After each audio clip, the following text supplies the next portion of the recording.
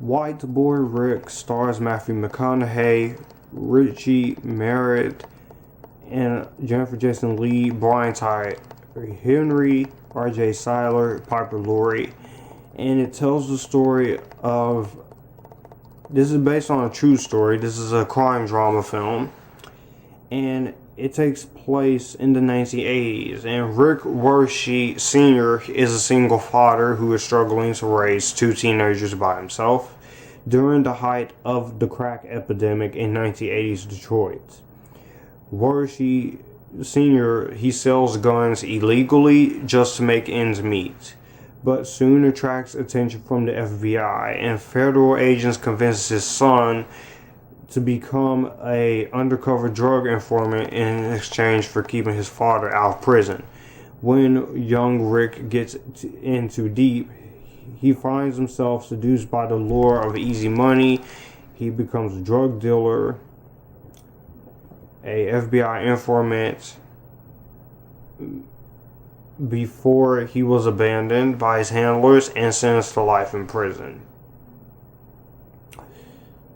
White Boy Rick had a lot of potential, because I saw the trailers. I became very interested in it. I thought it actually looked like a pretty cool idea. You have a 16-year-old kid basically trying to keep his father out of jail, and he decides to be a drug lord, police officer, basically all the things I just mentioned, all before he turned 16. Basically a street hustler, FBI informant. And from the trailer, it really did look interesting. Unfortunately, the results, it is a wasted opportunity. White Boy Rick does have some good things in it. I do like the acting from everyone. Matthew McConaughey, Richie Merritt in his film debut, Jennifer Jason Leigh, Powley, Brian Tyree Henry.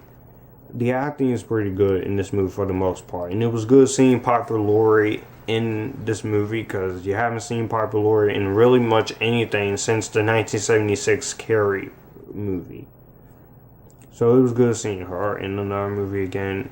It was great seeing RJ Cyler here, who played Billy in the Power Rangers. I liked him in the Power Rangers film. His version of Billy was very different from the Billy we see in the original show. So the acting is really good, and you do have quite a couple of good moments in here. And you do have some fairly great cinematography and very entertaining, decent enough score and soundtrack. But the problem, like I said, is that this movie it wastes an opportunity on what could have been a better result and I did have the same exact problem, that it does gloss over a lot of things in this movie, which is the same exact thing that the Tupac film All Eyes on Me had, which it glossed over a lot of things. And I felt like if this was in a mini-series or something, or a 3-night event, I felt like it could have filled in a lot of the blanks, because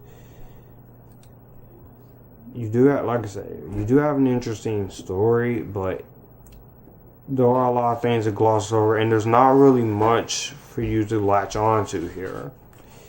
Therefore, in the case, you also, the hour and 56 minute run time, you easily fill the hour and 56 minutes. I definitely did over the course of this movie, and it became quite a little a bore, because there's not really much here you can really care about here,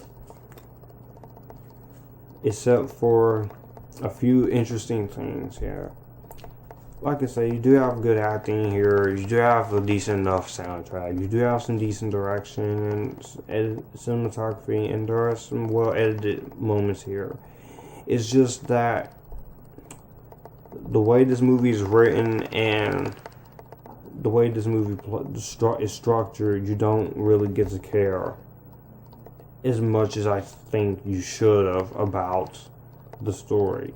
And the fact that this movie glosses over a lot of important moments, considering the fact that this is a biographical crime drama film about a 15-year-old in the 1980s and the war on drugs, that is a bit of a disappointment.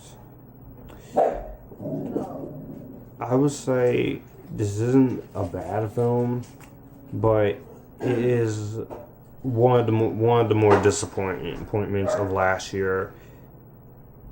I'm gonna give White Boy Rick a Redbox rental. You can rent it from Redbox, or you could just wait to watch it on Netflix. But honestly, I would say if you were one of those people who's curious about White Boy Rick, I would just avoid. But you may like it more than I did. A lot of people like Venom more than I did, and look what's about to happen. I really do hope the sequel to Venom is a tad bit better than the first. But anyways, let me know what you guys think of White Boy Rick down below. Do you like it? Do you not like it? Be sure to follow all my social media links.